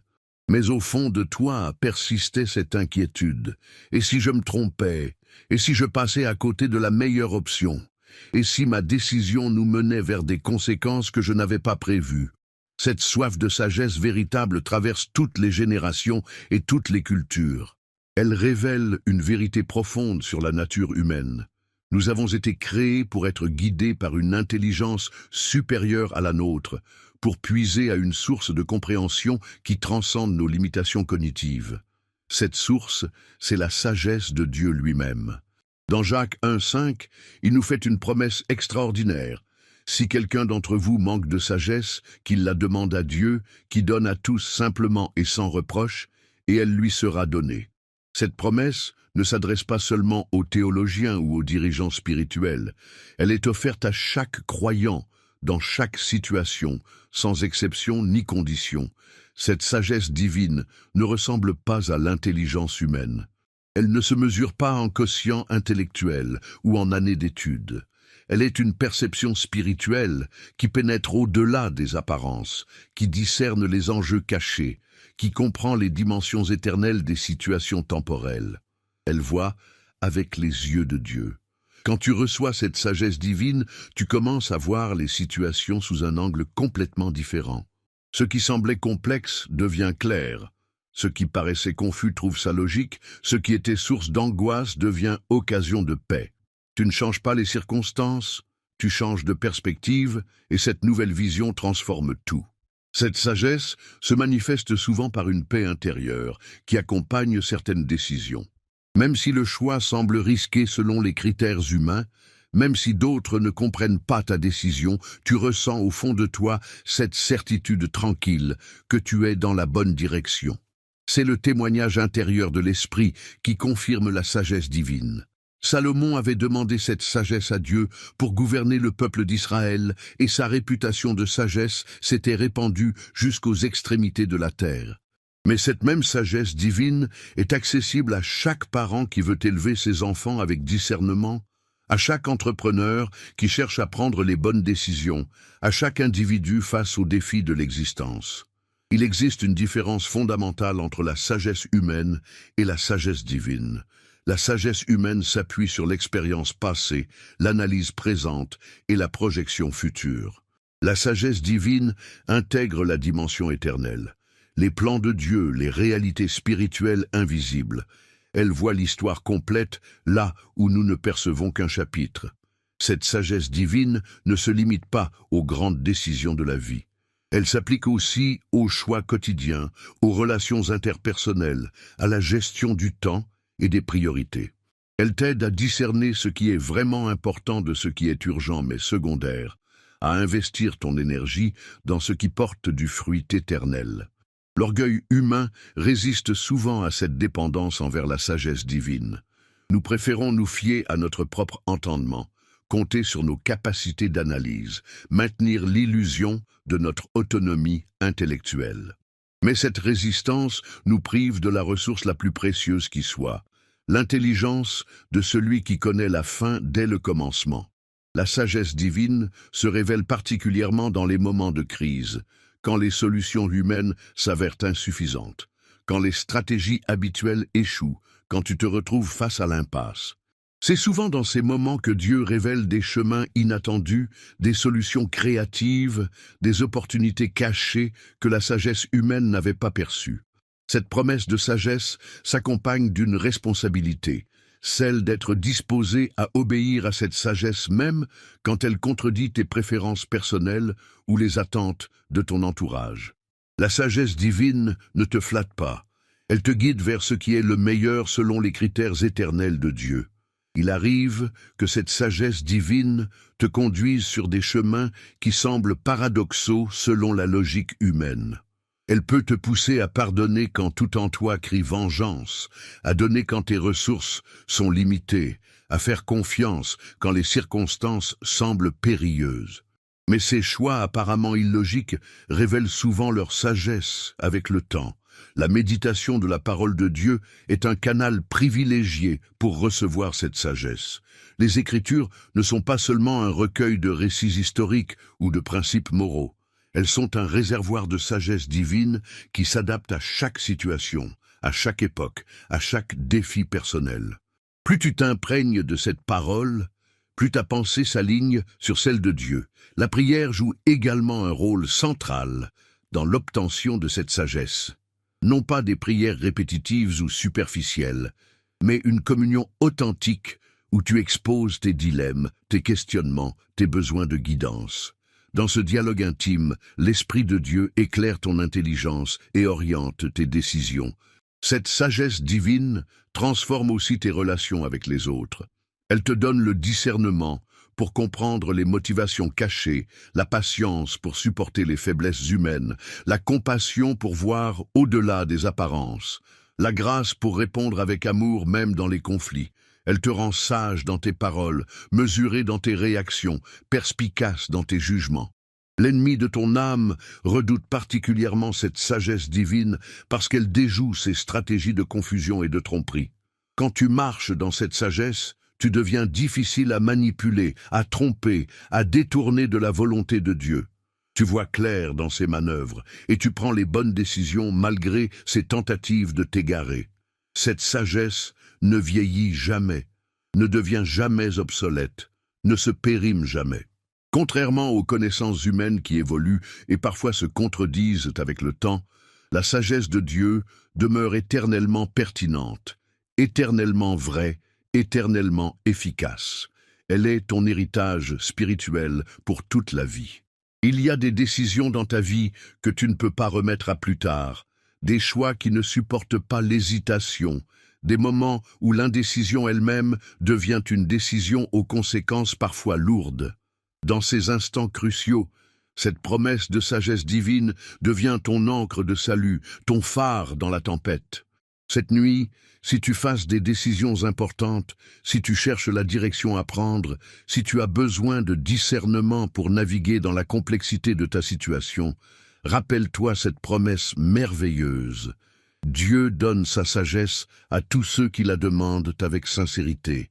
Tu n'as pas à porter seul le poids de tes choix cruciaux.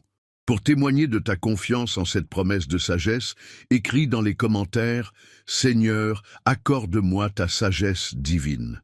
Cette requête ouvre ton intelligence spirituelle à recevoir la guidance céleste dont tu as besoin.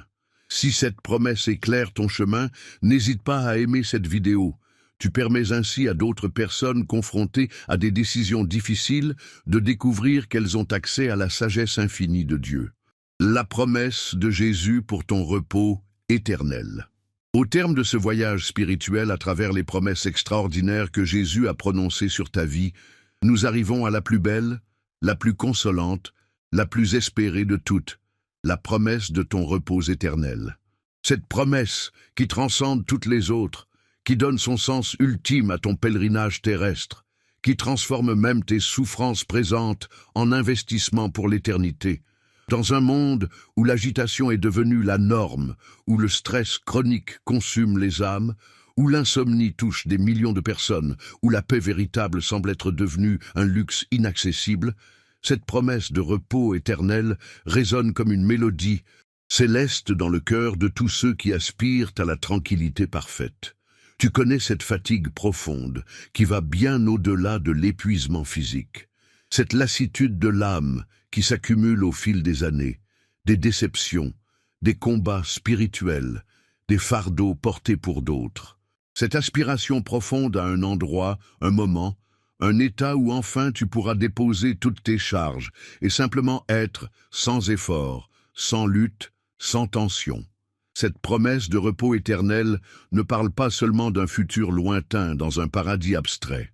Elle commence à se manifester dès maintenant dans ta vie terrestre, chaque fois que tu choisis de te reposer en lui, chaque fois que tu déposes tes fardeaux à ses pieds, chaque fois que tu acceptes de cesser de lutter pour simplement faire confiance. Dans Matthieu 11, 28, Jésus lance cette invitation qui traverse les siècles. « Venez à moi, vous tous qui êtes fatigués et chargés, et je vous donnerai du repos. » Et cette parole n'était pas destinée seulement aux contemporains de Jésus. Elle résonne aujourd'hui avec une actualité saisissante pour chaque âme épuisée par les batailles de l'existence. Ce repos que Jésus promet possède une dimension temporelle et une dimension éternelle.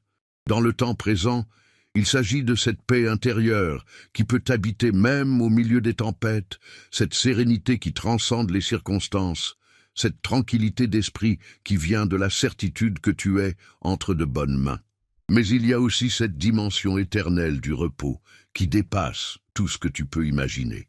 L'Apocalypse 14, 13 révèle « Heureux dès à présent les morts qui meurent dans le Seigneur, oui, dit l'Esprit, afin qu'ils se reposent de leurs travaux, car leurs œuvres les suivent. » Ce verset révèle que le repos éternel n'est pas l'anéantissement, mais l'accomplissement, pas la fin, mais le couronnement. Ce repos éternel signifie la fin de toute souffrance. Plus jamais tu ne connaîtras la maladie, la douleur physique, l'angoisse mentale, la détresse émotionnelle. Plus jamais tu ne pleureras de tristesse, tu ne soupireras de lassitude, tu ne gémiras sous le poids des épreuves. Apocalypse 21, 4 le confirme. Il essuiera toute larme de leurs yeux, et la mort ne sera plus. Cette promesse inclut également le repos de tous tes combats spirituels. Fini les tentations qui t'assaillent, les doutes qui t'ébranlent, les chutes qui t'humilient. Dans ce repos éternel, ton âme trouvera enfin la stabilité parfaite, la pureté absolue, la paix définitive. Tu n'auras plus jamais à lutter contre ta nature déchue parce que tu auras revêtu un corps glorifié. Le repos éternel signifie aussi la cessation de tous tes questionnements existentiels. Plus de pourquoi, plus de comment, plus de mystères non résolus. Tu comprendras enfin le sens de chaque épreuve traversée, la logique divine derrière chaque détour de ta vie, la sagesse parfaite qui orchestrait même ce qui te semblait absurde ou injuste. Dans ce repos parfait, tu retrouveras tous ceux que tu as aimés et qui t'ont précédé dans l'éternité. Plus de séparation déchirante, plus d'adieux douloureux, plus de solitude affective. Les liens d'amour seront restaurés et purifiés, libérés de toutes les imperfections et malentendus qui les entravaient sur terre. Ce repos éternel ne sera pas une existence passive ou ennuyeuse. Ce sera un repos actif, créatif, épanouissant. Tu participeras à l'adoration éternelle, non pas comme une obligation répétitive, mais comme l'expression naturelle et joyeuse de ton amour pour Dieu. Tu découvriras des dimensions de louange que tu n'as jamais imaginées. Tu auras également des responsabilités éternelles, adaptées à ta personnalité et à tes dons.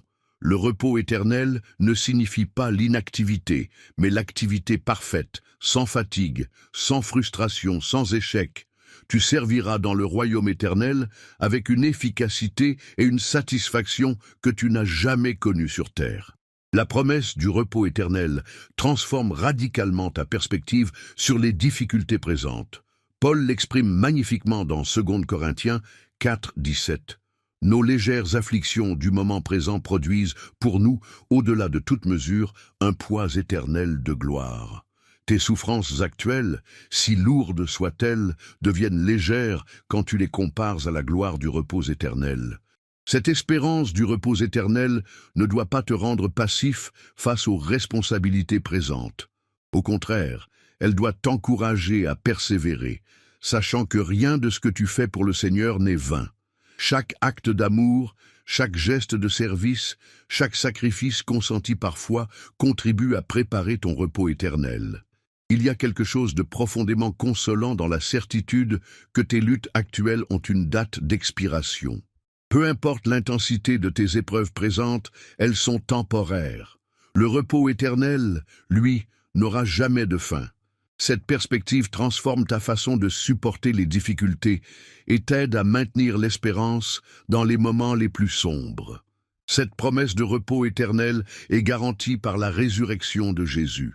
Parce qu'il est ressuscité, tu as l'assurance que toi aussi tu ressusciteras pour entrer dans ce repos parfait. Sa victoire sur la mort est le gage de ta propre victoire future. Ce n'est pas un vœu pieux, mais une certitude fondée sur l'œuvre accomplie du Christ. L'ennemi de ton âme travaille sans relâche pour te faire douter de cette promesse, pour te faire croire que tout se termine avec la mort physique, que tes souffrances présentes sont vaines, que tu n'as aucune espérance au-delà de cette vie. Mais ces mensonges s'effondrent devant la réalité de la promesse divine du repos éternel. Cette espérance du repos éternel devrait influencer tes priorités quotidiennes. Elle t'aide à distinguer ce qui est véritablement important de ce qui est superficiel, ce qui a une valeur éternelle de ce qui n'est que temporel. Elle t'encourage à investir dans ce qui demeurera quand tout le reste aura disparu. La préparation de ce repos éternel commence dès maintenant par ta façon de vivre. Chaque moment de communion avec Dieu, chaque acte d'obéissance, chaque sacrifice d'amour contribue à façonner l'éternité qui t'attend. Tu ne prépares pas ton repos éternel par tes œuvres, mais tes œuvres révèlent ta préparation. Cette nuit, si tu es fatigué de lutter, si ton âme aspire au repos véritable, si tu portes des fardeaux qui t'écrasent, rappelle-toi cette promesse merveilleuse, un repos éternel t'attend. Toutes tes larmes seront essuyées, toutes tes douleurs guéries, tous tes combats terminés. Cette espérance peut transformer tes nuits d'insomnie en moments de communion avec celui qui prépare ton repos éternel. Pour témoigner de ta foi en cette promesse ultime, écris dans les commentaires « J'aspire au repos éternel en Jésus ». Cette déclaration exprime ton désir profond de cette paix parfaite qui t'attend dans l'éternité. Si cette espérance console ton cœur fatigué, aime cette vidéo pour permettre à d'autres âmes épuisées de découvrir qu'un repos parfait et éternel les attend en Jésus-Christ. Parole de clôture et appel à l'engagement spirituel. Nous voici arrivés au terme de ce voyage extraordinaire à travers les promesses que Jésus a prononcées sur ta vie. Si tu es encore là, si tu as écouté jusqu'à la fin, c'est que quelque chose de puissant s'est passé dans ton cœur ce soir. Tu fais partie d'une minorité précieuse, de ces âmes assoiffées qui ne se contentent pas d'effleurer la surface de la spiritualité, mais qui plongent dans les profondeurs des mystères divins. Très peu de personnes ont la persévérance spirituelle nécessaire pour parcourir entièrement un enseignement de cette profondeur. La plupart abandonnent en cours de route, distraites par 1000 préoccupations terrestres, satisfaites par quelques miettes de vérité superficielle. Mais toi, tu es différent. Tu as prouvé ce soir que ton âme a vraiment soif de Dieu, que tu cherches authentiquement sa face, que tu désires sincèrement connaître ses promesses pour ta vie. Cette persévérance révèle quelque chose de précieux sur ton cœur. Elle témoigne d'une faim spirituelle authentique, d'un désir profond de transformation, d'une soif véritable de la présence divine. Tu n'es pas venu ici par hasard, tu n'as pas persisté jusqu'à la fin par coïncidence. L'Esprit Saint t'a conduit et t'a donné la grâce de recevoir ces révélations dans leur intégralité. Maintenant, tu portes en toi un trésor spirituel d'une valeur inestimable. Ces 15 promesses de Jésus ne sont pas de simples informations théologiques à archiver dans ta mémoire. Elles sont des graines de vie éternelle plantées dans le sol de ton âme, des clés divines qui peuvent ouvrir des portes que tu croyais fermées à jamais, des déclarations prophétiques qui ont le pouvoir de transformer ta réalité. Mais ce trésor spirituel que tu viens de recevoir s'accompagne d'une responsabilité sacrée. Tu ne peux pas garder pour toi, seul, ces révélations extraordinaires. Dans un monde où tant d'âmes souffrent en silence, où tant de cœurs pleurent sans consolation, où tant de personnes cherchent désespérément un sens à leur existence, tu détiens maintenant des réponses divines qui peuvent apporter espoir et guérison. C'est pourquoi je t'invite solennellement à partager cette vidéo. Non pas comme une simple recommandation de contenu, mais comme un acte missionnaire, comme un geste d'amour envers tes frères et sœurs humains qui ont besoin d'entendre ces promesses. Quelque part, en ce moment même, une personne prie en pleurant, suppliant le ciel de lui donner un signe, une parole d'espoir. Ton partage peut être la réponse à sa prière. Réfléchis à cela un instant, et si cette vidéo atteignait quelqu'un au bord du désespoir, et si ces promesses de Jésus sauvaient une vie, restauraient un mariage, guérissaient un cœur brisé, redonnaient espoir à une personne qui avait perdu foi en l'avenir, ton simple geste de partage pourrait déclencher une chaîne de miracles dont tu ne mesureras l'impact qu'en arrivant dans l'éternité. Si tu n'es pas encore abonné à cette chaîne, tu passes à côté d'une source de nourriture spirituelle constante et profonde. Beaucoup de nos abonnés nous ont témoigné que ces enseignements sont devenus leur pain quotidien, leur réconfort dans les moments difficiles, leur guidance dans les saisons de confusion. Ils ont trouvé ici une famille spirituelle, une communauté de foi qui les accompagne et les fortifie. En t'abonnant, tu ne rejoins pas simplement une liste de diffusion. Tu deviens membre d'une fraternité spirituelle, invisible mais réelle, composée d'hommes et de femmes de foi qui cherchent sincèrement la face de Dieu. Tu fais partie de ceux qui refusent la médiocrité spirituelle, qui aspirent à une relation authentique avec le Christ, qui veulent grandir continuellement dans la connaissance de sa volonté. Cette communauté a besoin de toi autant que tu as besoin d'elle. Tes commentaires encouragent d'autres croyants. Ton témoignage peut fortifier quelqu'un qui traverse une épreuve similaire à la tienne. Ta présence fidèle contribue à créer cette atmosphère de foi et d'édification mutuelle qui caractérise notre famille spirituelle. Beaucoup de nos abonnés vivent dans des régions où les églises locales ne nourrissent pas suffisamment leur soif spirituelle, où les enseignements restent superficiels, où la profondeur biblique fait défaut. D'autres traversent des saisons difficiles où ils ont besoin d'une parole fraîche, d'une révélation nouvelle, d'un encouragement puissant. Cette chaîne devient pour eux un oasis spirituel, un lieu de ressourcement et de croissance. Si tu n'utilises pas cette ressource spirituelle régulièrement, tu te prives d'un accompagnement divin constant. Chaque vidéo que nous publions est le fruit d'heures de prière, de méditation, de recherche spirituelle profonde. Chaque enseignement est conçu pour répondre aux besoins réels des enfants de Dieu, pour apporter des solutions bibliques aux défis contemporains, pour révéler des aspects méconnus de la grâce divine. Maintenant, je veux que tu fasses quelque chose de prophétique. Dans les commentaires, écris cette phrase qui révélera ton cœur et ta détermination. J'ai reçu ces promesses et je veux les voir s'accomplir dans ma vie. Cette déclaration n'est pas anodine. Elle constitue un engagement spirituel, un acte de foi, une proclamation qui monte vers le trône de grâce comme un encens agréable. Quand tu écris ces mots, tu ne fais pas que commenter une vidéo. Tu établis un pacte spirituel avec le ciel. Tu déclares ta disponibilité à recevoir ce que Dieu veut te donner. Tu ouvres ton cœur à l'accomplissement de ses promesses divines dans ton existence quotidienne. Les anges prennent note de cette déclaration. L'Esprit Saint l'enregistre. Le Père Céleste y répond par sa fidélité. Cette phrase deviendra également un témoignage pour d'autres.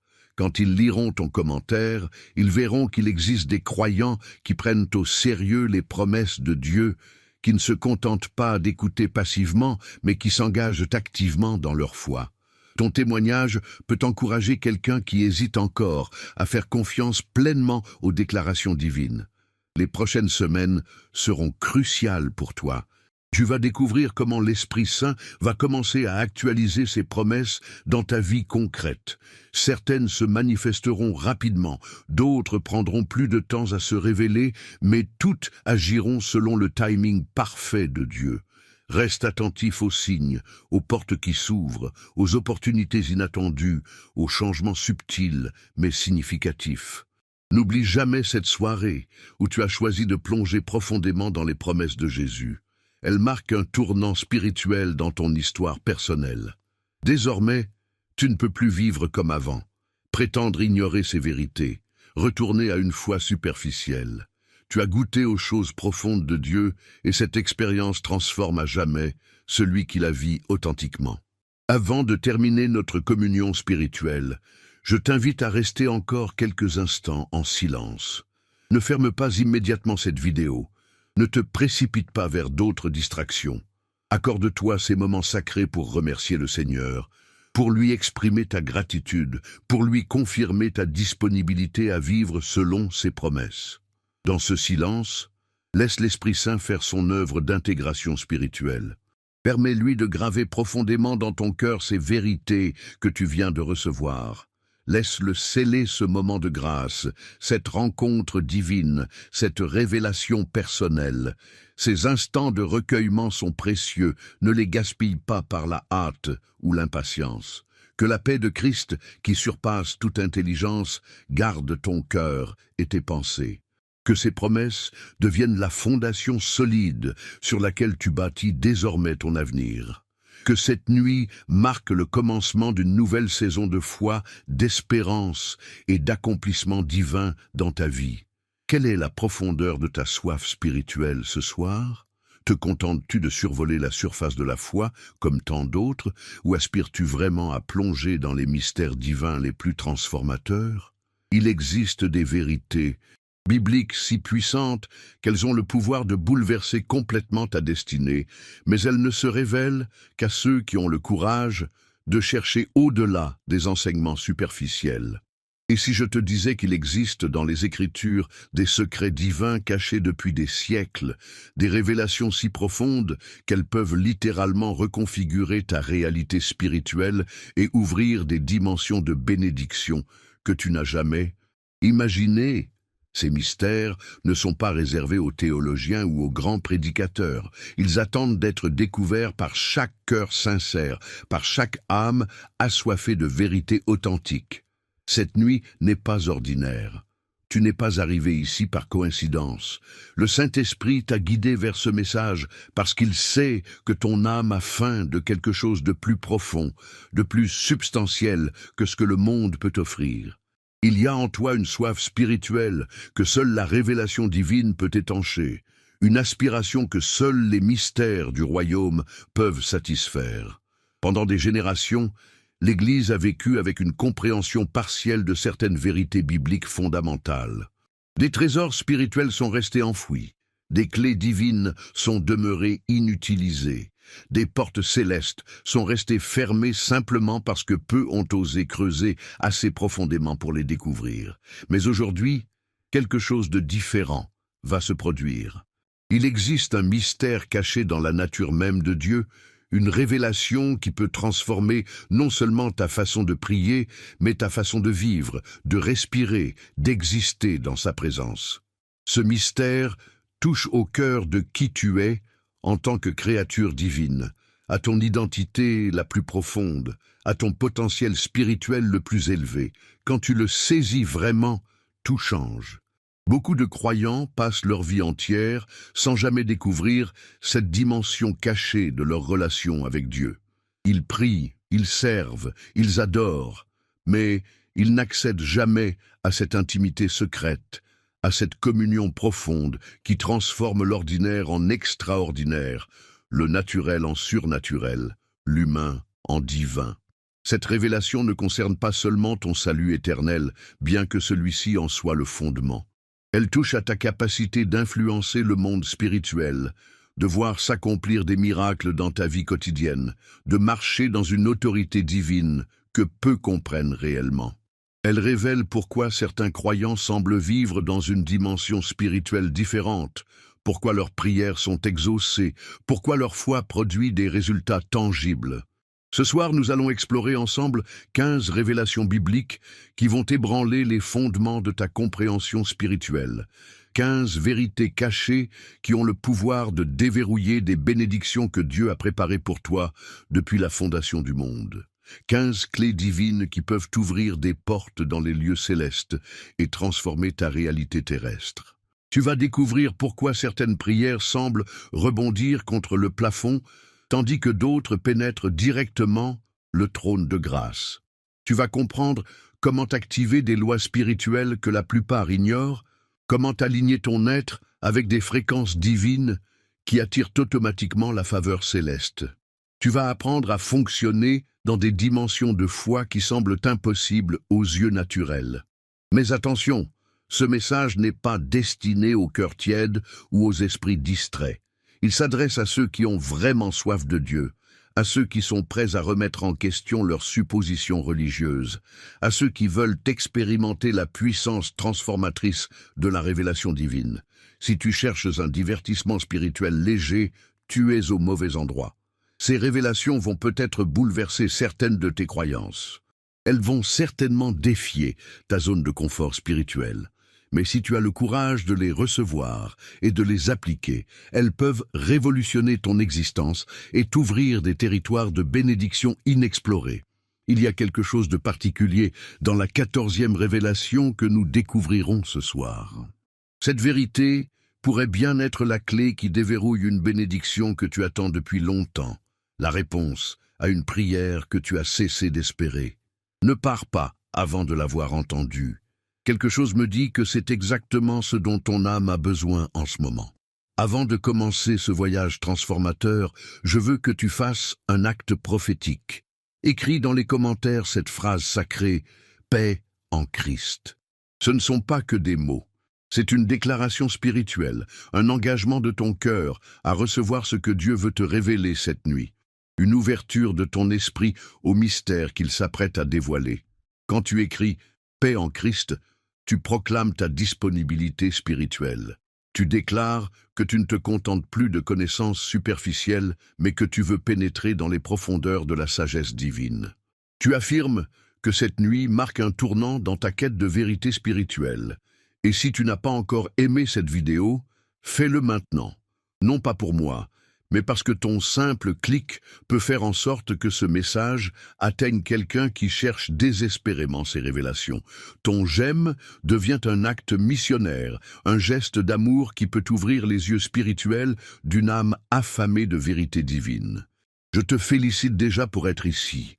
Pendant que d'autres se perdent dans les distractions superficielles de ce monde, toi tu as choisi de chercher les trésors cachés du royaume. Pendant que d'autres se nourrissent de lait spirituel, toi tu as faim de nourriture solide. Tu fais partie d'une communauté particulière d'âmes qui ne se satisfont pas de l'ordinaire, mais aspirent à l'extraordinaire divin. Beaucoup utilisent ces enseignements comme leur pain quotidien spirituel, surtout ceux qui n'ont pas accès à des révélations profondes dans leur environnement immédiat.